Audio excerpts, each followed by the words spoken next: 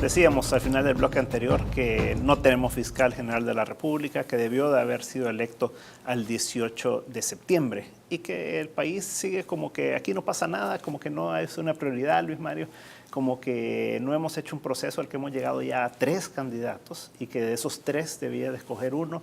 Hoy se habla de que por qué no se abre la lista de nuevo a los 48, si no recuerdo mal que eran, y que si no, que por qué no traemos otros, que ¿a dónde estamos parados? O sea, ¿cómo es que se define un procedimiento, se llega a 3 y no se puede elegir dentro de esos? Bueno, Luis, estamos frente a una muy débil cultura de legalidad. Hemos invertido la normalidad en materia de Estado de Derecho. Lo normal es retrasarse, no llegar a acuerdos políticos, abrir la lista, cerrarla, reducirla a 3, ampliarla a 5, pasarnos 3, 4, 5, 6 meses sin funcionarios. No es el primer año y entonces el problema es que empiezas a acostumbrar a la clase política, no al ciudadano, a la clase política, a que esto pues es un comportamiento que al final no le genera ninguna consecuencia, por lo menos hasta ahora. Lo importante acá es que no hemos tenido o no tenemos una conciencia adormecida en la sociedad. Ya este acto que la licenciada Umaña con un grupo de notables hace de denunciar en la Fiscalía, los actos de Aliados por la Democracia y de otras instituciones, por lo menos a diferencia de otros países, digamos que nos demuestran que hay una sociedad civil organizada activa que tiene que presionar en la Asamblea para que estos procedimientos se normalicen. ¿Qué debería hacerse? Pues lo que indica el reglamento interno de la Asamblea Legislativa para el caso de elección de funcionarios de segundo grado. No estamos dentro de la Asamblea como para vivir cuáles son los términos de las negociaciones de unos temas con otros, o si es bueno vincular un préstamo con un tema institucional, pero lo que es cierto es que tanta relevancia tiene para los salvadoreños un préstamo de 80 millones que le va a facilitar el acceso a la salud a los ciudadanos, como lo tiene tener un fiscal general de la República, para que ahí el acceso sea a la justicia, sea a una impunidad que tenga que desaparecer cuando la Fiscalía ya esté concretamente establecida con un funcionario a la cabeza. Quizás deberían los diputados proponerse evaluar los perfiles. Hay flexibilidad en el reglamento interno para que ellos puedan abrir la lista, Fusades lo ha dicho ya, abrir la lista a nuevos candidatos, poder evaluar otras personas o evaluar personas dentro de la misma lista de 40 y pico que ya está ahí, que pueden tener un perfil, digamos, de independencia, de autonomía. Pero no solo va a bastar, Luis, elegir al fiscal, porque hemos presenciado las declaraciones del exfiscal general de la República, Romeo Barahona, y de otros fiscales, que la institución no tiene recursos, que la institución no cuenta con el número de fiscales que se necesitan para un país tan complicado en materia de seguridad pública, que estamos todavía empezando apenas a aplicar todo el sistema de intervención de comunicaciones que le compete a la Fiscalía General de la República, y por tanto hay que también voltear la mirada a la institución, de tal forma que al mismo tiempo que elijamos un fiscal y cumplamos con la obligación constitucional, fortalezcamos también la institución con un presupuesto que le permita combatir el problema que los salvadoreños identificamos en las encuestas de opinión pública como el primero que está complicando no solo la vida ciudadana. Ayer, la semana pasada, en un evento de competitividad de Fusades, un empresario pequeño o mediano, pequeño creo que era, decía que parte de su presupuesto se le complica por todo lo que tiene que invertir en materia de seguridad, GPS, camiones blindados, seguridad en las plantas de producción. ¿Cuánto le está costando al país no tener un engranaje en la administración de justicia, empezando por el fiscal general, en materia de inversión, en materia de productividad? Los secuestros allá al inicio del 2000 se pudieron combatir porque de alguna manera hubo un engranaje entre todas las instituciones, incluyendo al fiscal, que permitió combatir las bandas de secuestradores. Hoy tenemos temas más complejos: crimen organizado, probable penetración de narcotráfico, maras que están, digamos, aunque en un proceso sui generis en el tema del pacto, pero pero existen y las extorsiones continúan. Por tanto, Luis, el tema aquí es un llamado a los partidos políticos a que cumplan con su misión constitucional de darle a los ciudadanos un fiscal responsable, honesto, y que lo hagan en el corto plazo para que no sigamos viviendo en una situación anormal de institucionalidad.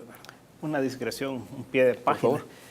Mira, la semana pasada, el miércoles, emitió el gobierno los $800 millones en bonos en Nueva York que le había autorizado la Asamblea Legislativa. Y llama la atención que, y lo decía también hace un momentito Javier, que se necesitaba la firma del fiscal general o del adjunto o de quien quiera que fuera. ¿Cómo habrá sido? ¿Cómo es que se puede haber emitido esto? ¿Será que ya el adjunto estaba de regreso? ¿O cómo se te ocurre? Porque imagino que tampoco tenés mayor información igual que nosotros de qué pasó específicamente. Pero ¿qué pudo haber pasado para que pudieran emitir esos bonos de esa manera? Bueno, esos son los temas que ante la falta de un fiscal general y ante la falta del funcionamiento normal de una institución quedan las incertidumbres de si aquí se ha violado o no el procedimiento legal y de si esto en el futuro va a tener repercusiones. Y mira, igual que esa decisión, habrán otras que luego probablemente empiecen a complicarse porque ya hay quienes cuestionan, como lo hacían antes, que el auditor tenga facultades para poder suscribir este tipo de contratos o préstamos, para poder representar al Estado en otros temas. Entonces, quizás estamos también frente a las puertas de una situación en la que, siendo el auditor el que ha asumido la función, vayan a acusar a este funcionario de no tener facultades, como sí las tiene el adjunto y las tiene el fiscal general, porque pues tampoco nos preocupamos por conocer la ley. Muy fácilmente decimos que la Constitución no le da facultades en este tema a quien represente a la figura del fiscal, cuando en teoría está claro, hasta la Sala de lo Constitucional, entiendo, lo dijo ya en una resolución en su momento. Así que estas incertidumbres van a seguirse generando en la medida que no tengamos esa institucionalidad concreta.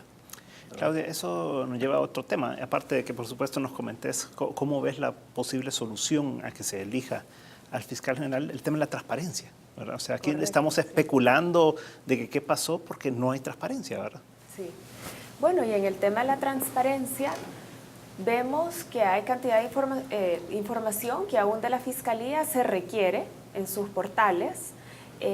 De hecho, durante esta semana se le ha estado dando seguimiento a la falta de implementación en plenitud de la Ley de Acceso a la Información Pública, porque hasta cierto punto las diferentes instituciones están poniendo la información, digamos, que voluntariamente están subiendo a sus portales, pero no hay un ente que vigile la uniformidad de la información, la calidad de la misma, y como tú muy bien sabes, no contar con la creación del instituto, que va a ser el garante, el vigilante, el normalizador y quien impulse esa nueva cultura de transparencia, pues ya tiene repercusiones importantes.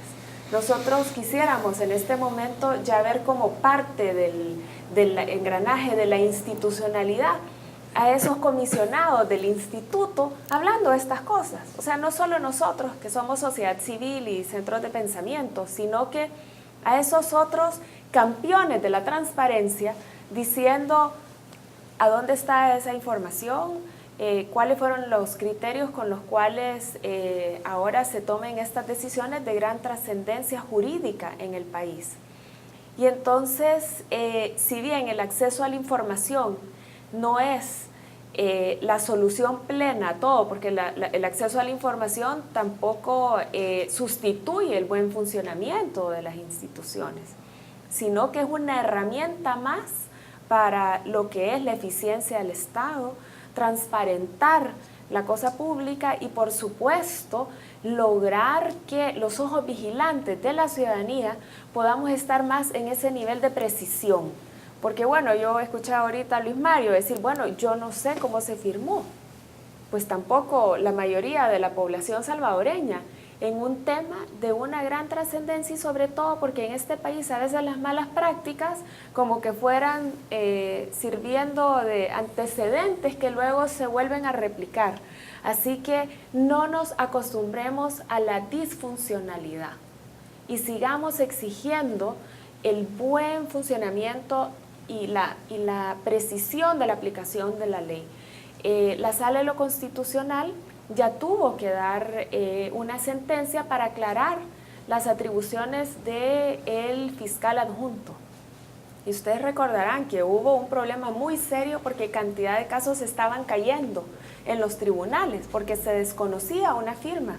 Luego ya la sala resolvió, eso se clarificó, pero eso no obsta a que estemos en este mismo momento cultivando riesgos. Y esos riesgos los pagamos todos los salvadoreños. Así que creemos que la transparencia sí viene a ser un eje conductor horizontal que puede limpiar al Estado. Y esperamos voluntad política y sobre todo a la Presidencia de la República para que se dé estos nombramientos de los comisionados del Instituto. Sobre todo porque estamos en las vísperas, el próximo 9 de diciembre va a ser el Día Internacional de la Lucha contra la Corrupción y la transparencia, digamos, que es el lado benigno para evitar la corrupción, para evitar que luego tengamos que recurrir a la Fiscalía como lo hicimos para ya con una denuncia de lo que son actos que pueden interpretarse, que deben de ser analizados por la justicia. La vuelta a los comerciales, Javier, me llama la atención que aquí fácilmente, entre comillas, se pueden poner de acuerdo para aprobar $800 millones en bonos, 80 millones en un préstamo de salud, ya va a ser 60 millones también para un préstamo de agricultura, pero no se pueden poner de acuerdo para elegir un fiscal, no pueden nombrar a los miembros de un tribunal de ética, o sea, como que solo lo que les conviene, ¿verdad? Y lo demás lo van dejando, pero eso lo comentamos a la vuelta de los comerciales. No nos cambie, en un momento estamos de nuevo con 361 grados.